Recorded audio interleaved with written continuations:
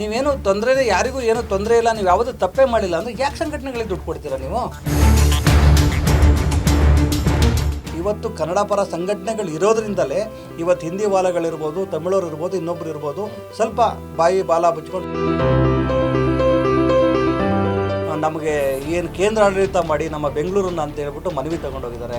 ಅದು ಆಗಬಾರ್ದು, ಯಾಕಂದರೆ ಅವೆಲ್ಲ ಆಯಿತು ಅಂದರೆ ರಕ್ತಪಾತಗಳು. ಈಗ ನೀವು ಸಂಘಟನೆ ಹುಟ್ಟಾಗೋಕ್ಕಿಂತ ಮುಂಚೆ ನಿಮ್ಮ ಕಹಿ ಘಟನೆಯನ್ನು ಹೇಳಿದ್ರಿ, ಯಾರೋ ನಿಮಗೆ ಬಂದು ಕೇಳಿದ್ರು, ದುಡ್ಡು ಕೇಳಿದ್ರು, ಬೆದರಿಸಿದ್ರು ಅಂತೇಳಿ. ಸೊ ಅವ್ರು ಇವಾಗಲೂ ನಿಮ್ಮ ಎದುರಿಗಿದ್ದಾರಾ? ಖಂಡಿತ ಇದ್ದಾರೆ, ಇವಾಗಲೂ ಎದುರುಗಡೆ ಇದ್ದಾರೆ. ಅವರ ಒಂದು ಆತ್ಮಸಾಕ್ಷಿ ನಮ್ಮನ್ನು ನೋಡಿದಾಗೆಲ್ಲ ಅಂದ್ಕೊಂಡಿರ್ಬೋದು, ಯಾಕಪ್ಪ ಇವನು ಸಂಘಟನೆ ಮಾಡ್ಬಿಟ್ಟ, ನಾವು ಅವತ್ತು ದೌರ್ಜನ್ಯ ಮಾಡಿಲ್ಲ ಅಂದರೆ ಇವತ್ತು ಇವನು ಸಂಘಟನೆ ಮಾಡಲಾಗಿತ್ತು, ಇನ್ನೂ ದೊಡ್ಡ ಮಟ್ಟದಲ್ಲಿ ನಾನು ಬಿಸ್ನೆಸ್ಸಲ್ಲಿ ಬೆಳೀತಿದ್ದನೋ ಗೊತ್ತಿಲ್ಲ, ಅಥವಾ ನಾನು ಭಯ ಪಟ್ಬಿಟ್ಟು ನಾನು ಊರಿಗೋಡು ಹೋಗ್ತಿದ್ದನೋ ಗೊತ್ತಿಲ್ಲ. ಬಟ್ ನನಗೆ ಅವರು ತೊಂದರೆ ಕೊಟ್ಟಿದ್ದಕ್ಕೆ ನಾನು ಇವತ್ತು ಧನ್ಯವಾದ ಹೇಳ್ತೇನೆ.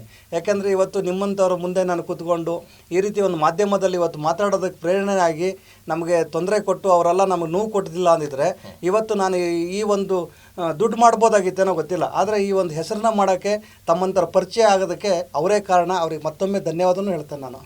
ಈಗ ಸಂಘಟನೆಗಳು ಸಾಕಷ್ಟು ಇದ್ದಾವೆ ಬೆಂಗಳೂರಿನಲ್ಲಿ, ಎಲ್ಲ ಸಂಘಟನೆಗಳವರು ಇದೇ ರೀತಿಯಾಗಿ ಇರ್ತಾರೆ ಅಂತ ನಾವು ಹೇಳೋಕೆ ಆಗಲ್ಲ. ಆದರೆ ಭಾಳಷ್ಟು ಸಂಘಟನೆಗಳವರು ಇಂಥ ಒಂದು ವ್ಯವಹಾರಕ್ಕೆ ಇಳಿತಾರೆ ಅನ್ನೋ ಮಾತು ಭಾಳಷ್ಟು ಜನ ಹೇಳ್ತಾ ಇದ್ದಾರೆ. ಅಂದರೆ ವಸೂಲಿ ಮಾಡುವಂಥದ್ದು, ಹೆದರಿಸೋದು, ಇದೆಲ್ಲವನ್ನ ನೋಡಿದಾಗ ನಿಮಗೇನು ಅನ್ನಿಸ್ತು ಅವಾಗ? ಕೆಲವು ಸಲ ನಮ್ಗೆ ಅನಿಸುತ್ತೆ ನಾವೆಲ್ಲೋ ತಪ್ಪು ಮಾಡಿಬಿಟ್ವಿ, ನಾವು ಬೆಂಗಳೂರಿಗೆ ಬಂದಿದ್ದು ಒಳ್ಳೆ ಬಟ್ಟೆ ಹಾಕೋದಕ್ಕೆ, ಜನಗಳಿಗೆ ಕೆಲಸ ಕೊಡೋದಕ್ಕೆ, ಸಂಘಟನೆ ಮಾಡಬಾರ್ದಾಗಿತ್ತು. ನಾವೆಲ್ಲರೂ ಒಂದು ಕಾರ್ಡ್ ಕೊಡಬೇಕು ಅಂದಾಗ ನಾವು ಹೇಳ್ತೇವೆ, ನೋಡಿ ಸ್ವಾಮಿ, ನಂದು ಒಂದು ಬಿಸ್ನೆಸ್ ಇದೆ, ನಮ್ಮ ಉದ್ಯಮ ಇದೆ, ನಮ್ಮದು ಗಜಸೇನೆ ಅಂತ ಒಂದು ಸಂಘಟನೆ, ನಮ್ಮ ಹಿನ್ನೆಲೆ ಈ ಥರ, ನಮ್ಮ ತಂದೆ ತಾಯಿ ಈ ಥರ, ನಾವು ಬದುಕಿದ್ದು ಈ ಥರ, ನಾವು ನಮ್ಮ ಹತ್ರ ರಾಜ್ಯೋತ್ಸವ ಮಾಡೋದಕ್ಕೆ ನಮ್ಮ ಹತ್ರ ದುಡ್ಡಿದ್ರೆ ಮಾತ್ರ ನಾವು ಮಾಡ್ತೇವೆ. ನಾವು ಎಲ್ಲೋ ಹೋಗ್ಬಿಟ್ಟು ಚಂದ ವಸೂಲಿ ಮಾಡಿ ಮಾಡಲ್ಲ. ನಮಗೇನು ಅಂದರೆ ಒಂದು 100 ರೂಪಾಯಿ ಹೂ ತಂದುಬಿಟ್ಟು ತಾಯಿ ಭುವನೇಶ್ವರ ಫೋಟೋವನ್ನು ಇಟ್ಬಿಟ್ಟು ನಾವೇ ಪುಷ್ಪಾರ್ಚನೆ ಮಾಡಿಬಿಟ್ಟು ಆ ಒಂದು ರಾಜ್ಯೋತ್ಸವ ಆಯಿತು ಅಂತ ಕೈ ಮುಗಿ ಸುಮ್ಮನಾಗ್ತೇವೆ. ಆ ರೀತಿಯ ಒಂದು ನಮ್ಮ ಸಂಘಟನೆ. ಆ ರೀತಿ ಹೇಳ್ಬಿಟ್ಟು ನಾವು ಪರಿಚಯ ಮಾಡಿಕೊಂಡ್ರೆ, ನಮ್ಗೆ ಸಮಯ ಕೊಟ್ಟರೆ ಮಾತ್ರ ನನ್ನ ಒಂದು ಗುರುತಿನ ಕಾರ್ಡನ್ನು ನಾನು ಕೊಡ್ತೇನೆ. ಆ ರೀತಿ ಒಂದು ರೂಢಿ ಮಾಡ್ಕೊ ಬಂದಿದ್ದೇವೆ. ಅಂದ್ರೆ ಈ ಕನ್ನಡ ಪರ ಹೋರಾಟಗಾರರು ಸಂಘಟನೆ ಅಂದ ತಕ್ಷಣ ಒಂಥರ ನೋಡೋ ಭಾವನೆ ಬೇರೆ ಆಗ್ತಾ ಇದೆ. ನಿಮಗೂ ಅಂತ ಅನುಭವ ಆಗಿದೆ ಅಂತ ಕೇಳ್ತಾ ಇದ್ದೀನಿ. ಅಲ್ಲ, ಖಂಡಿತ ನಮಗೂ ಅನುಭವ ಆಗಿದೆ. ಆದರೆ ಒಂದಂತೂ ಸತ್ಯ, ಇವತ್ತು ಕನ್ನಡ ಪರ ಹೋರಾಟಗಾರರು, ಕನ್ನಡ ಸಂಘಟನೆಗಳು ಇಲ್ಲ ಅಂದಿದ್ರೆ ಇವತ್ತು ಏನಾಗ್ತಾ ಇತ್ತು, ಬೆಂಗಳೂರಲ್ಲಿ ಕನ್ನಡಿಗರು ಬದುಕೋಕ್ಕಾಗಲಾಗಿತ್ತು. ಏನೋ ಅವ್ರು ಭಯ ಬೀಳಿಸಿದಾರೋ, ದುಡ್ಡು ಕೇಳ್ತಾರೋ, ಇನ್ನೊಂದು ಏನೋ ಸೆಕೆಂಡ್ರಿ ಆಗಿದ್ರು. ಆದರೆ ಇವತ್ತು ಕನ್ನಡ ಪರ ಸಂಘಟನೆಗಳು ಇರೋದ್ರಿಂದಲೇ ಇವತ್ತು ಹಿಂದಿ ವಾಲಗಳಿರ್ಬೋದು, ತಮಿಳವ್ರು ಇರ್ಬೋದು, ಇನ್ನೊಬ್ರು ಇರ್ಬೋದು, ಸ್ವಲ್ಪ ಬಾಯಿ ಬಾಲ ಮುಚ್ಕೊಂಡು ಸುಮ್ಮನೆ ಇದ್ದಾರೆ.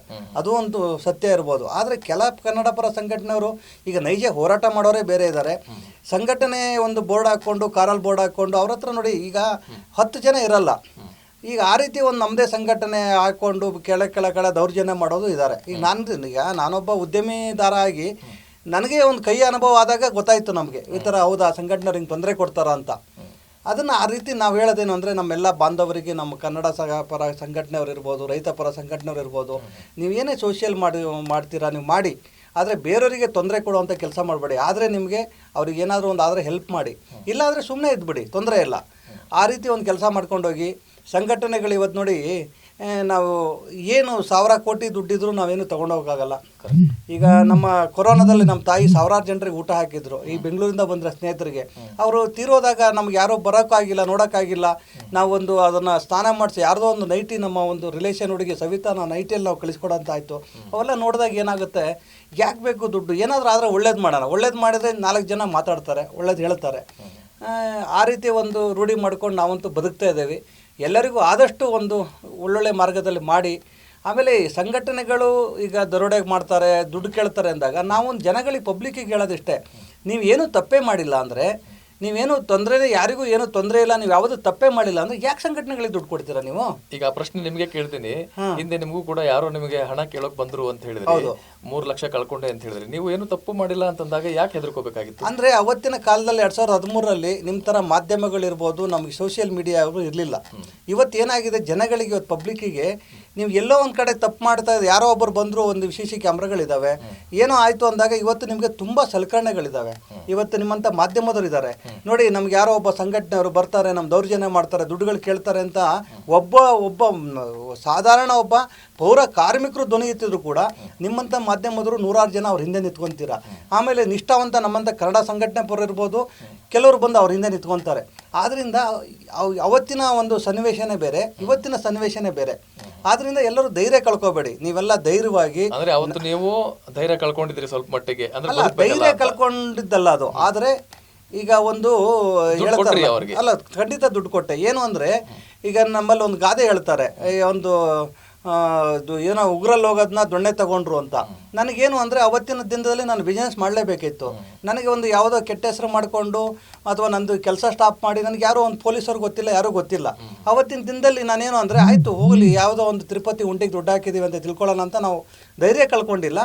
ಬಟ್ ಅವತ್ತಿಂದ ನಾನೊಬ್ಬ ಮಲೆನಾಡಿಂದ ಬಂದಿರೋ ಹುಡುಗಾಗಿ ಅವತ್ತಿಂದ ಅವ್ರನ್ನ ಒಂದು ಹಿನ್ನೆಲೆ ಏನು ಅಂದರೆ ಏನು ಇವರು ಮಾಡ್ತಾರೆ, ಈ ಒಂದು ಕನ್ನಡ ಪರ ಸಂಘಟನೆಯವರು ಅಂತಂದರೆ ಏನು ಮಾಡೋದು, ಇದು ಏನಿದು, ಈ ಕಲ್ಲರ್ ಯಾವುದಿದು, ಇದು ಏನಕ್ಕೆ ಇದನ್ನು ಹಾಕ್ಕೊತಾರೆ ಅನ್ನೋದನ್ನ ನಾನು ಸ್ಟಡಿ ಮಾಡ್ತಾ ಹೋದೆ.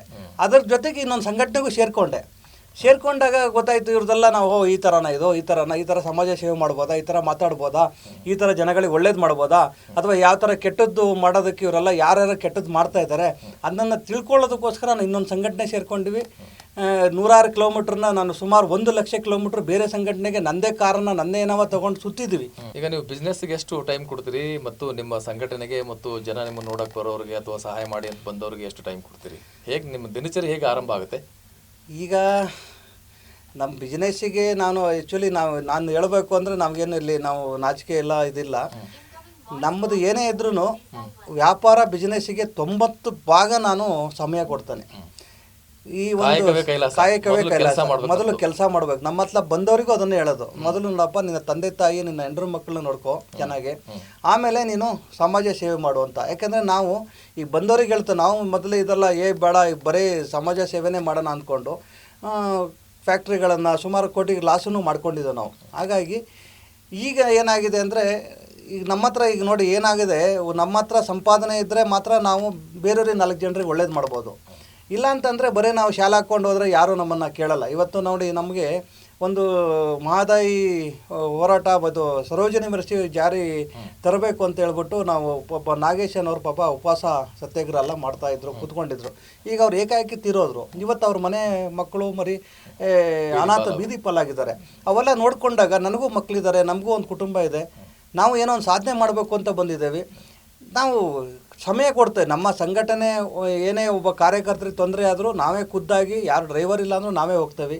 ನಮ್ಮ ಯಾರಿಗಾರು ಅನ್ಯಾಯ ಆಗಿದೆ ಅಂದರೆ ನಾವೇ ನಿಂತ್ಕೊತೇವೆ. ಆದರೂ ಕೂಡ ಯಾರೇ ನಮ್ಮನ್ನು ಹುಡ್ಕೊಂಡು ಬಂದರೂ ಅವರಿಗೆ ನ್ಯಾಯ ಒಂದು ಆತ್ಮ ತೃಪ್ತಿಯಾಗಿ ನ್ಯಾಯ ಕೊಡುವಂಥ ಕೆಲಸಗಳು ಮಾಡ್ತೇವೆ.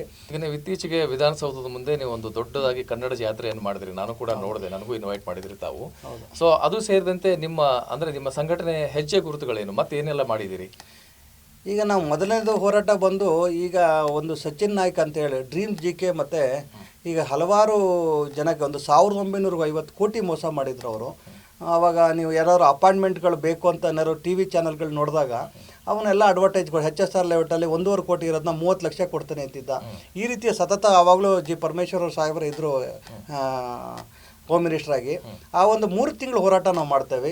3 ತಿಂಗಳು ಹೋರಾಟ ಮಾಡಿ ನಾವು ಅದಕ್ಕೆ ನ್ಯಾಯ ಕೊಡಿಸಿ 1950 ಕೋಟಿ ವಸೂಲಿ ಮಾಡಿಸಿ ಅವನ್ನ ಜೈಲಿಗೆ ಹಾಕ್ಸೋಂಥ ಕೆಲಸ ಮಾಡ್ತೇವೆ. ಅವನ 3 ಜನ ಹೆಂಡತಿಗಳನ್ನ ಜೈಲಿಗೆ ಮಾಡಿಸ್ತೇವೆ. ಅದೊಂದು ಒಳ್ಳೆಯ ಹೋರಾಟ. ಆಮೇಲೆ ಇವತ್ತೇನು ನಾವು ಮಹಾನಗರ ಪಾಲಿಕೆ BBMPಯಲ್ಲಿ ಗಂಗಾಂಬಿಕಾ ಅವರು ಮೇಯರ್ ಇದ್ದವಾಗ ನಾವೇ ಒಂದು ಲೆಟ್ರೇಡಿಂದ ನಾವು ಈಗೆಲ್ಲ ಬೀದಿ ಹೋರಾಟಗಳು ಮಾಡೋದ್ರ ಜೊತೆಗೆ ನಾವು ಯಾಕೆ ನಾಮಫಲಕದಲ್ಲಿ ನೀವು 60% ತರಬಾರ್ದು ಅಂತೇಳಿ ನಮ್ಮ ಒಂದು ಫೈಲನ್ನು ನಾವು ಮನವಿಯನ್ನು ಕೊಡ್ತೇವೆ. ಅದೇ ಮನವಿ ಮೇಲೇ ಇವತ್ತು ಏನೆಲ್ಲ ನಾಮಫಲಕದಲ್ಲಿ 60% ಏನು ಬೆಂಗಳೂರು ನಗರ ಅಂತ ಆದೇಶ ಮಾಡಿದ್ದು ಆ್ಯಕ್ಚುಲಿ ಅವರು ಗಂಗಾಂಬಿಕಾ ಅವರು ನಮ್ಮ ಒಂದು ಫೈಲ್ ನಮ್ಮ ಹೋರಾಟದಿಂದ ಒಂದು ಆಯಿತು. ಅದಾದ ನಂತರ ನಾವು ಈಗ ಅಘನಾಶಿನಿ ಅಂತ ನೀವು ಅಘನಾಶಿನಿ ಹೊಳೆದನ್ನ 1973ರಿಂದಲೂ ಅಘನಾಶಿನ ಒಂದು ಗಣಿಗಾರಿಕೆ ಕೊಟ್ಟಿದ್ರು. ಗಣಿಗಾರಿಕೆ ಅಂದ ತಕ್ಷಣ ನಾವೆಲ್ಲ ಅಂದ್ಕೊಂಡು ಹೋಗಿದ್ದು ಏನು ಜನಾರ್ದನ್ ರೆಡ್ಡಿ ಅವರು ಬಳ್ಳಾರಿನೇ ನೆನಪರೋದು ನಮಗೆ. ಆದರೆ ಚಿಪ್ಪಿ ಗಣಿಗಾರಿಕೆ ಅಂತ ಹೇಳ್ಬಿಟ್ಟು ಅಲ್ಲಿ ಏನಾಗ್ತಾ ಇತ್ತು, ಅಲ್ಲಿರೋ ರೈತರನ್ನೆಲ್ಲ ಪಾಪ ಹೊಡೆದೆಬ್ಸಿ ಆ ಒಂದು 4-5 ಕಂಪ್ನಿಗೆ ಗಣಿಗಾರಿಕೆ ಕೊಟ್ಟಿದ್ರು. ಆ 1973ರಿಂದ ಗಣಿಗಾರಿಕೆ ಕೊಟ್ಟಿರೋದು ನಮ್ಮದು ಒಂದೇ ಒಂದು ಹೋರಾಟದಲ್ಲಿ ಒಂದು 20,000 ಜನ ಸೇರಿಸಿ ಹೋರಾಟ ಮಾಡಿದ್ದಕ್ಕೆ ಆ ಒಂದು ಗಣಿಗಾರಿಕೆಯನ್ನು ಸರ್ಕಾರ ಬಂದ್ ಮಾಡಿ ಅಲ್ಲಿರೋ ರೈತರುಗಳಿಗೆ ಒಳ್ಳೇದು ಮಾಡಿದೆ. ಈ ರೀತಿ ಹಲವಾರು ಹೋರಾಟಗಳಿರ್ಬೋದು. ಮುಂದಿನ ದಿನಗಳಲ್ಲಿ ಯಾವ ರೀತಿ ಹೋರಾಟ ಮಾಡಬೇಕು ಅಂತ ಅನ್ಕೊಂಡಿದ್ದೀರಿ? ಅಲ್ಲ, ಮುಂದಿನ ದಿನಗಳಲ್ಲಿ ನೋಡಿ ಇವತ್ತು ಏನಾಗಿದೆ, ಹಿಂದಿ ವಾಲಗಳದು ತುಂಬಾ ಅಟ್ಟಹಾಸ ಮೀರ್ತಾ ಇದ್ದಾರೆ ಬೆಂಗಳೂರಲ್ಲಿ. ಈಗ ಮೊನ್ನೆ ತಾನೇ ಅವರು ರಾಷ್ಟ್ರಪತಿಗಳ ಹತ್ರ ಹೋಗಿದ್ದಾರೆ. ಇಲ್ಲಿ ಅಲ್ಪಸಂಖ್ಯಾತರು ಕನ್ನಡಿಗರಾಗ್ಬಿಟ್ಟಿದ್ದಾರೆ, ನಾವೆಲ್ಲ ಬಹುಸಂಖ್ಯಾತರು ಆಗ್ಬಿಟ್ಟಿದ್ದೇವೆ ಹಾಗೋಸ್ಕರ ನೀವು ನಮಗೆ ಏನು ಕೇಂದ್ರ ಆಡಳಿತ ಮಾಡಿ ನಮ್ಮ ಬೆಂಗಳೂರನ್ನ ಅಂತ ಹೇಳ್ಬಿಟ್ಟು ಮನವಿ ತೊಗೊಂಡೋಗಿದ್ದಾರೆ. ಅದು ಆಗಬಾರ್ದು, ಯಾಕಂದರೆ ಅವೆಲ್ಲ ಆಯಿತು ಅಂದರೆ ರಕ್ತಪಾತಗಳಾಗುತ್ತೆ. ನಾವು ಈ ಶಾಲೆ ಹಾಕ್ಕೊಂಡಿದ್ದೇವೆ ಅಂದರೆ ಈ ಕನ್ನಡಿಗರಿಗೋಸ್ಕರ ನಾವು ಜೀವ ಕೊಡೋಕ್ಕೂ ರೆಡಿ ಇದ್ದೇವೆ. ಹಾಗಾಗಿ ಮತ್ತು ನಮ್ಮ ಮುಂದಿನ ಗುರಿಗಳು ಅಂದರೆ ನಮ್ಮದೇ ಆದಂಥ ಈಗ ತಾಯ್ನಾಡು ರಾಘವೇಂದ್ರ ಸರ್ವಿಸಸ್ ಪ್ರೈವೇಟ್ ಲಿಮಿಟೆಡ್ ಅಂತ ಒಂದು ಕಂಪ್ನಿ ಹುಟ್ಟಾಕಿದ್ದೇವೆ. ನಮ್ಮ ಉದ್ದೇಶ ಏನು ಅಂದರೆ ಈ ಕಂಪ್ನಿ ಹುಟ್ಟಾಕಿದ್ದಕ್ಕೆ ನಮ್ಮ ಇಲ್ಲಿಂದ ರಾಯಚೂರಿಂದ ನಮ್ಮ ಹತ್ರ ಕೆಲಸಕ್ಕೆ ಬರ್ತಾರೆ, ಎಲ್ಲೋ ಬೆಳಗಾವಿಯಿಂದ ಬರ್ತಾರೆ, ಎಲ್ಲೋ ನಮ್ಮ ಇದರಿಂದ ಬರ್ತಾರೆ. ಅವರಿಗೆಲ್ಲ ಒಂದು ಮ್ಯಾನ್ ಪವರ್ ಅನ್ನೋದನ್ನು ಬೇರೆ ಬೇರೆ ಕಡೆಗೆ ಅವ್ರು ಏನು ಓದಿರೋ ತಕ್ಕಿಗೆ ಏನೂ ಓದಿಲ್ವಾ ಅಂಥವ್ರಿಗೂ ನಾವು ಕೆಲಸ ಕೊಡ್ತಾ ಇದ್ದೇವೆ. ತುಂಬ ಓದ್ಬಿಟ್ಟಿದ್ದೀರಾ ನೀವು ಅಂಥವ್ರಿಗೂ ಕೆಲಸ ಕೊಡ್ತಾ ಇದ್ದೇವೆ. ಆ ರೀತಿಯ ಒಂದು ಆಮೇಲೆ ನಮ್ಮದು ಈಗ ಒಂದು ತಾಯ್ನಾಡು ಲೈಫ್ ರೈಡ್ ಅಂತ ಆಂಬುಲೆನ್ಸ್ ಒಂದು ಆ್ಯಪ್ ಮಾಡಿದ್ದೇವೆ. ಉದ್ದೇಶ ಆಂಬುಲೆನ್ಸ್ ಆ್ಯಪ್ ಮಾಡೋದಕ್ಕೆ ನಮ್ಮ ತಾಯಿನೇ ತೀರೋಗ್ತಾರೆ ಕೊರೋನಾ ಸೆಕೆಂಡ್ ಅಲೆಯಲ್ಲಿ. ನಮ್ಮ ತಾಯಿ ತೀರೋದಾಗ ನಮಗೆ ಆಂಬುಲೆನ್ಸ್ ಹೊರಗಡೆ ಬಂದು ಕೇಳಿದಾಗ 40,000 50,000 ಹೇಳ್ತಾರೆ. ಹಾಗಾಗಿ ಯಾಕೆ ನಾವೊಂದು ಬರೀ ಸಂಘಟನೆ ಅಂದ ತಕ್ಷಣ ಅದೇ ಹೆಸರಲ್ಲಿ ಬರೀ ಕಲ್ಲು ಹೊಡೆಯೋದು ಬೆಂಕಿ ಹಾಕೋದು ಅಲ್ವಲ್ಲ. ಸಂಘಟನೆ ಅಂದರೆ ಈ ರೀತಿ ಒಂದು ಉದ್ಯೋಗದ ಜೊತೆಗೆ ಒಂದು ಸಮಾಜಕ್ಕೂ ಒಂದು ಒಳ್ಳೆಯದು ಒಂದು ಆಂಬುಲೆನ್ಸ್ಗಳನ್ನ ಸೇವೆ ಕೊಡ್ಬೋದು ಅನ್ನೋದಕ್ಕೆ ನಾವು ಶುರು ಮಾಡಿದ್ದೀವಿ. ಆಂಬುಲೆನ್ಸ್ ಲೈಫ್ ರೈಡ್ ಅಂತ ಹೇಳ್ಬಿಟ್ಟು ನಾವೇನು ತಾಯ್ನಾಡು ಲೈಫ್ ರೈಡ್ ಅಂತ ಶುರು ಮಾಡಿದ್ದೇವೆ. ಸುಮಾರು ಆಂಬುಲೆನ್ಸ್ ಘಟಕ ನಮ್ಮದಿದೆ. ಅವರೊಂದು 3-4 ಸಾವಿರ ಆಂಬುಲೆನ್ಸ್ಗಳು ನಮ್ಮ ಒಂದು ಲೈಫ್ ರೈಡಿಗೆ ಅಟ್ಯಾಚ್ ಆಗಿದ್ದಾರೆ. ಈಗಾಗಲೇ ಈಗ ಚಾಲ್ತಿಯು 300-400 ಆಂಬುಲೆನ್ಸ್ಗಳು ರನ್ನಿಂಗ್ ಇದ್ದಾವೆ. ಅದ್ರ ಜೊತೆಗೆ ನಾವು ಮ್ಯಾನ್ ಪವರ್ ಈಗ ಇನ್ನೊಂದು ಶಾರು ಮಾಡಿದ್ದೇವೆ. ಈಗ ವೆಬ್ ಆ್ಯಪ್ ಸ್ಕೂಲ್ ಅಂತ ಎಂದು ಸ್ಟಾರ್ಟ್ ಮಾಡಿದ್ದೇವೆ. ಯಾಕೆಂದ್ರೆ ನಾವು ಕನ್ನಡಿಗರಾದರೂ ಒಂದು ಸ್ವಲ್ಪ ಇಂಗ್ಲೀಷ್ಗಳನ್ನ ಮಾಡಬೇಕಾಗುತ್ತೆ. ಯಾಕೆಂದರೆ ಹಳ್ಳಿ ಮಕ್ಕಳು ಇವತ್ತು ಉದ್ಧಾರ ಆಗಬೇಕು. ಥ್ಯಾಂಕ್ ಯು ರಾಘವೇಂದ್ರ ಅವರೇ, ನಿಮ್ಮ ಒಳ್ಳೆಯ ಅನುಭವಗಳನ್ನು ಹೇಳಿದ್ರಿ. ಹಾಗೆಯೇ ಸಾಕಷ್ಟು ಜನರಿಗೆ ತಾವು ನೆರವಿನ ಹಸ್ತವನ್ನು ಚಾಚ್ತಾ ಇದ್ರಿ. ಹೀಗೆ ತಮ್ಮ ಸೇವೆ ಸಹಕಾರ ಮುಂದುವರಿಯಲಿ ಅಂತ ಹಾರೈಸ್ತೀನಿ ಮತ್ತು ಹಾಗೆಯೇ ನಿಮ್ಮ ಎಲ್ಲ ಗುರಿಗಳು ಈಡೇರಲಿ ಅಂತ ಈ ಮೂಲಕ ಹಾರೈಸ್ತೀನಿ. ತಮಗೆ ಧನ್ಯವಾದಗಳು ಸರ್, ತುಂಬ ಧನ್ಯವಾದ. ನೋಡಿದ್ರಲ್ಲ ವೀಕ್ಷಕರೇ, ತಾಯ್ನಾಡು ರಾಘವೇಂದ್ರ ಅವರು ನೋಡೋಕ್ಕೆ ಹಿಂಗೆ ಕಾಣ್ತಾ ಇದ್ದಾರೆ, ಬಟ್ ಇಷ್ಟೊಂದು ಜನರಿಗೆ ಅವರು ಉದ್ಯೋಗವನ್ನು ಕೊಟ್ಟು ಆಸರೆಯಾಗಿದ್ದಾರೆ. ಮತ್ತು ಒಂದು ಮಾತನ್ನೇ ಹೇಳಿದ್ರು ಅವರು, ನಾನು ಸಂಘಟನೆ ಹುಟ್ಟು ಹಾಕೋದಕ್ಕೆ ನನಗೆ ಸ್ವತಃ ಅನ್ಯಾಯ ಆಯಿತು, ಹೀಗಾಗಿ ಅದರಿಂದ ನಾನು ಹೊರಗೆ ಬಂದು ನಾನು ಒಂದು ಹೋರಾಟವನ್ನು ಮಾಡೋ ಒಂದು ಭಾವನೆಯಿಂದ ನಾನು ಈ ಸಂಘಟನೆಯನ್ನು ನಾನು ಹುಟ್ಟು ಹಾಕಿದ್ದೇನೆ. ಜೊತೆಗೇ ಸಂಘಟನೆ ಅಥವಾ ಕನ್ನಡ ಹೋರಾಟ ಅಂದರೆ ಕೇವಲ ಬೆಂಕಿ ಹಾಕೋದು ಕಲ್ಲು ಹೊಡೆಯೋದಕ್ಕೆ ಮಾತ್ರ ಅಷ್ಟೇ ಅಲ್ಲ, ಈ ರೀತಿಯಾಗಿ ಜನಪರ ಕೆಲಸಗಳನ್ನು ಮಾಡೋದಕ್ಕೆ ಇನ್ನೊಬ್ಬರಿಗೆ ಸಹಾಯ ಮಾಡೋಕ್ಕೂ ಕೂಡ ಸಂಘಟನೆಯನ್ನು ನಾನು ಬಳಸ್ಕೊತಾ ಇದ್ದೀನಿ ಅನ್ನುವಂಥ ಒಳ್ಳೆ ಮಾತನ್ನು ಅವರು ಹೇಳಿದ್ದಾರೆ. ಮತ್ತು ಇವರು ಈ ಮೂಲಕ ಇತರರಿಗೆ ಅಂದರೆ ಈ ಸಂಘಟನೆಯಲ್ಲಿ ಇರುವಂಥವ್ರಿಗೆ ಒಬ್ಬ ಮಾದರಿಯ ವ್ಯಕ್ತಿ ಅಂತ ಹೇಳಿದರೆ ತಪ್ಪಾಗಲಿಕ್ಕಿಲ್ಲ. ಇದು ಈ ಹೊತ್ತಿನ ವಿಶೇಷ. ಮತ್ತೆ ಮುಂದಿನ ವಿಶೇಷ ವ್ಯಕ್ತಿಯೊಂದಿಗೆ ನಿಮ್ಮ ಮುಂದೆ ಹಾಜರಾಗ್ತೀನಿ. ಅಲ್ಲಿವರೆಗೆ ನೋಡ್ತಾ ಇರಿ ಸಂಯುಕ್ತ ಕರ್ನಾಟಕ ಡಿಜಿಟಲ್ ಮೀಡಿಯಾ. ನಮಸ್ಕಾರ.